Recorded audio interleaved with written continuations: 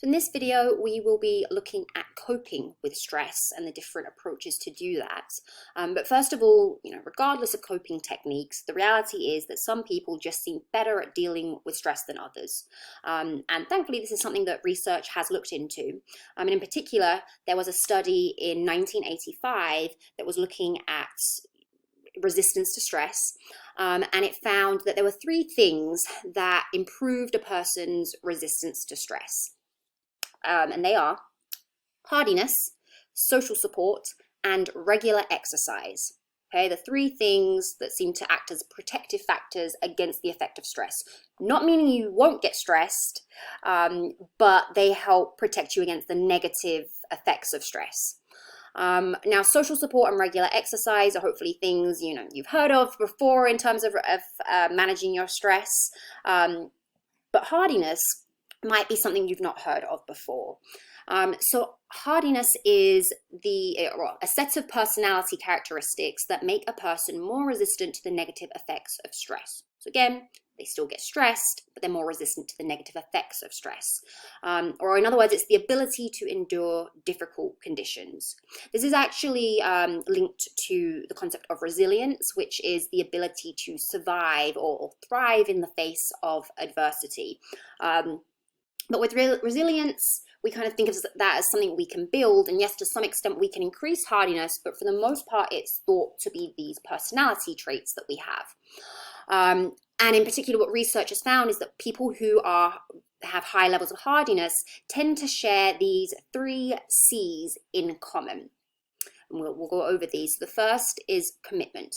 So people with higher levels of hardiness tend to show a bigger sense of purpose and involvement with life. So they're engaged, they feel that what they're doing is giving them this sense of purpose. So if you have a job that's very, long hours, it's stressful, it's overwhelming, but you feel that it's giving you a sense of purpose in life, then you're less likely to feel those negative effects of that stress. Then we have control. So people with higher levels of hardiness tend to have an internal locus of control, meaning they believe that they control the events in their life. If you feel like you have more control over things, then you're going to feel like you have more power and feel less stressed over things that are happening to you. And then we have the last C, challenge. So people with high levels of hardiness are more likely to view events as challenges that provide opportunities for growth rather than a threat. Again, going back to that cognitive appraisal theory. So these are people that view things more as a challenge than a threat. So these three C's seem to be what create this hardiness, this trait of hardiness that protects you against the negative effects of stress and make you less likely to experience burnout. The good news is that there are things you can do to increase hardiness or to really create more control, to create a greater sense of commitment, to change how you view the stressor. So the first thing you can do is use reappraisal. So with reappraisal, you are reconsidering the stimulus. You are changing how you think about it or how you view it, how you look at it. So you could ask yourself, how could this situation be made better? What would make it worse? What can I do to achieve that, to make this situation better? So let's say, one of your biggest stressors is your to-do list because you just have so much that you need to do and it feels like you can't get caught up and you're feeling stressed about it. If this was me, one of the things I would ask myself is, what's going to make this better? Well, number one, if I had more time, and number two, if there was less on it, whether that's because I can hand things over to someone else to do, or I can just cross them off and not do them, or get them done so that they're out of the way. If I think about it that way, I can then create a plan. Okay, I need to have more time. Well, let's figure out what I can get rid of. What can I change in my schedule so that I have more time? Okay, I need there to be less on it. Okay, is there anyone that can help me with some of this? Or the things that, I can get out of the way right now so I can cross them off and then feel like I've got some things off of it. What you're doing by doing that is increasing your sense of perceived control. If you have a plan, you feel like you're in more control, right? And then you're going to feel less stressed. And if you feel like you're in more control, it's also going to feel like less of a threat and more of a challenge. There's then mindfulness. So being present in the moment and paying attention to what's going on, particularly in regards to your physical and emotional response and your behavioral response, actually. Basically, the point here is you're trying to find things, again, that can be controlled. Maybe you can't control the stressor itself, but if you can pay attention to what's going on in your stress response, you then have the option to control that, to change that emotional response, to change the physiological response, whether that's doing a breathing exercise, or talking to someone, or going on a walk. But the point is you're paying attention to what's going on internally so that you can respond to that and increase that sense of control.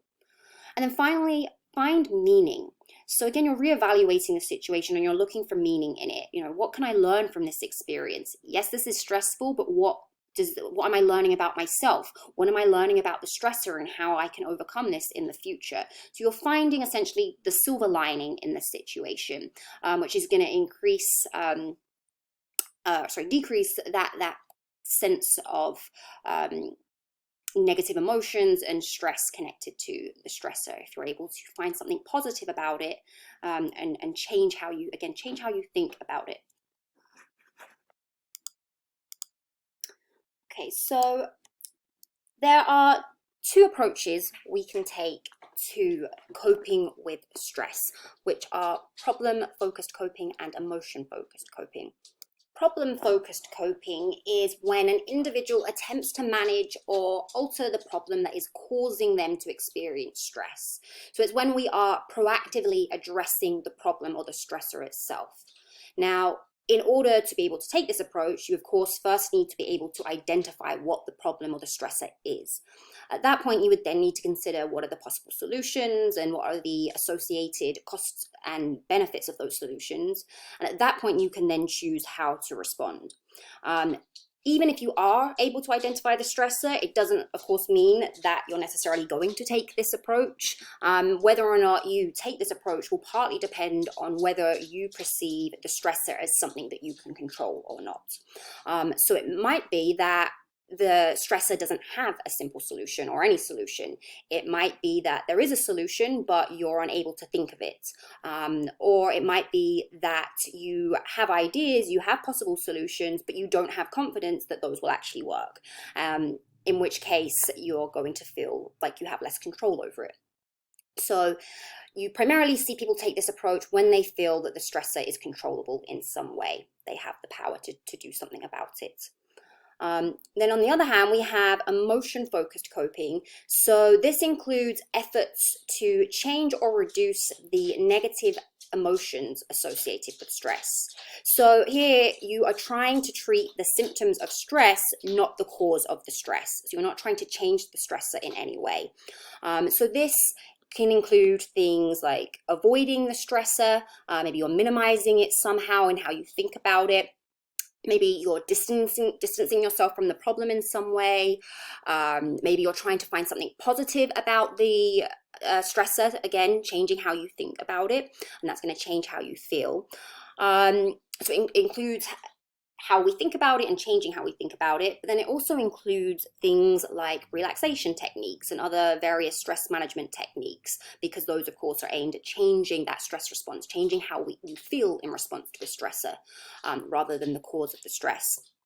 It then also includes all of the maladaptive ways we can respond to stress. So if you tend to drink or smoke or overeat, even going on a big shopping spree because it makes you feel better, that is emotion-focused coping. You're doing it, and the motivation there is to change how you feel, rather than to target the stressor itself. Now, we tend to take this approach most often for stresses we feel powerless to change. So stresses that we think are not controllable, or we feel unable to control. However, quite often, even if we do have the power to change the stressor, even if it is something that we can control and we have possible solutions, we might still take an emotion-focused approach because it's easier. Or We might even use both. Quite often we do. Maybe we have a solution and we use that, but we also use emotion-focused techniques. Or the stressor is something that is going to take time to change. So in the meantime, you might use emotion-focused techniques in order to manage those emotions. So just to give you an example for both of these, let's say you are stressed because you are failing a class, okay? Now, one way you could approach that is, well, how do I improve my grade? How do I fix this? What is the solution here? I could study more. I can contact the professor for help. I could find a tutor. If you're doing these things, that would be problem focused. You are trying to improve your grade. You are trying to change the stressor. If, on the other hand, you try to distract yourself from the stress by maybe playing games, like video games, maybe you watch a movie, any kind of way to distract yourself from the stress that you are feeling, or maybe you avoid studying to avoid the thoughts about failing that come with that, any kind of avoidance or distraction to deal with that, then you are using emotion-focused techniques. So I'm not going to discuss this slide. I just want to let you know that it's here and there are some coping tools there that you can take a look at. But I do want to talk through this slide slightly. And this just lists some other ways that you can reduce your stress level. But let me go through these. So first of all, we have social support. Hopefully you've watched the video or are going to watch the video, the TED Talk on how to make stress your friend, where she talks about how important social support is and how research has found that it does help to protect you against the negative effect of stress. Aside from just protecting you against the negative effects of stress, it can also help to actually reduce your level of stress. Whether it's that you go to other people to get advice or guidance with an issue, maybe you need them to actually help you with something in particular. It might also include just simply sitting and talking with someone. That, I know quite often we think, what difference is that going to make if I just talk about it? But it can make a big difference in how you feel. That friend or that family member or whoever it is that you're talking to, they can offer encouragement. They can offer you emotional support, and they can comfort you. Talking about how you're feeling and having other people validate that is going to make you feel more accepted, which can improve how you're feeling. You'll feel more validated. Then we have nutrition, exercise, and sleep. At this point in your life, I'm sure you all know that we're told to do that to manage our stress, but it really is important. When we're not getting enough sleep, we are much more likely to feel stressed because we're more likely to have a hard time concentrating and being productive. We're more likely to feel overwhelmed and feel more emotional and get more irritable about things. Exercise there's a lot of research on that showing that it reduces stress and actually increases resistance to those effects of stress. But I've also mentioned that when you're in a state of fight or flight, you've got all of that energy in your body, and exercise can help to direct that energy and release some of that energy. Diet is also important on nutrition because there is research linking what you eat to your mental health. In particular, what I want to highlight here is that when you're feeling overly stressed, one of the best things that you can do for your digestion or your digestive system is to eat simple foods. This was something a therapist shared with me a while ago.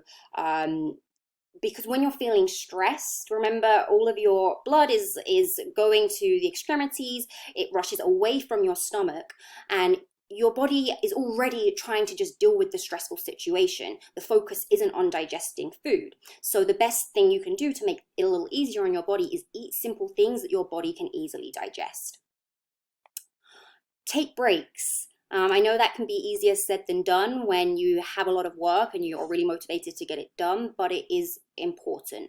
Otherwise, you just become more and more exhausted, and the kind of work that you're producing is going to decrease. So taking those breaks is going to help maintain that level of work, but also how it's going to change how you feel. It's going to give you those moments to just switch off for a minute and kind of reset.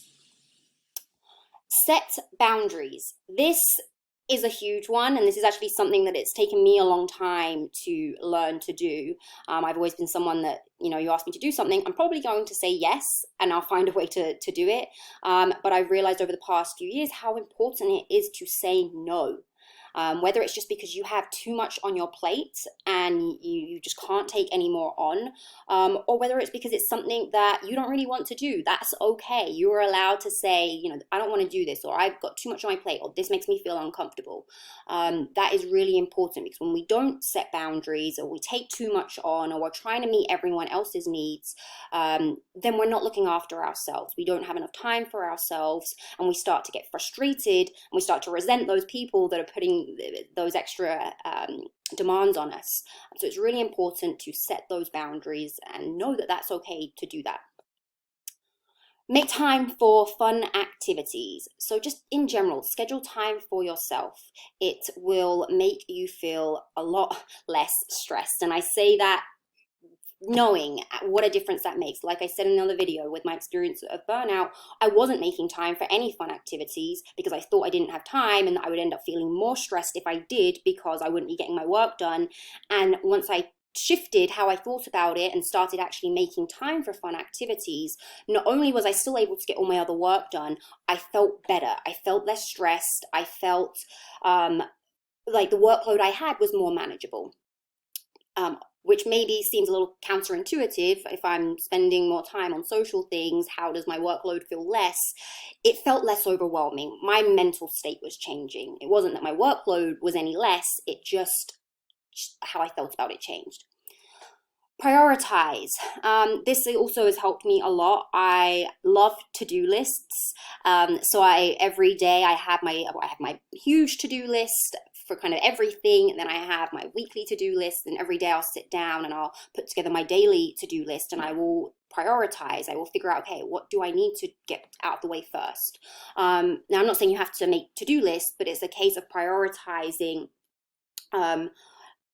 number one, your work, prioritizing, okay, what needs to get done today, so that, I can just get that out of the way and I can worry about everything else at a later date. That can make your workload feel a bit more manageable. But also prioritizing you and your health and your mental health. Prioritizing spending time with people and getting exercise and looking after yourself. And then this last point here, avoid shoulds. So by that, I mean, quite often we have this tendency to think, oh, I should be doing this, or I should have done that, or I should have done this differently, or I should be doing this right now. And that puts a lot of pressure on yourself, and that's going to increase your level of stress. So avoid, I should be doing this, I should be doing that. Yeah, it would have been great if I had done that earlier when I said I was going to do it, but I didn't, and it's not a big deal, I'll get it done now. That is a much healthier way of thinking about it than, oh, I should have done this, and now I'm really frustrated with myself that I didn't do it. Okay. So there's a few things, and there's also a video. This video is in the lecture notes on why meditation works. So take a look at that.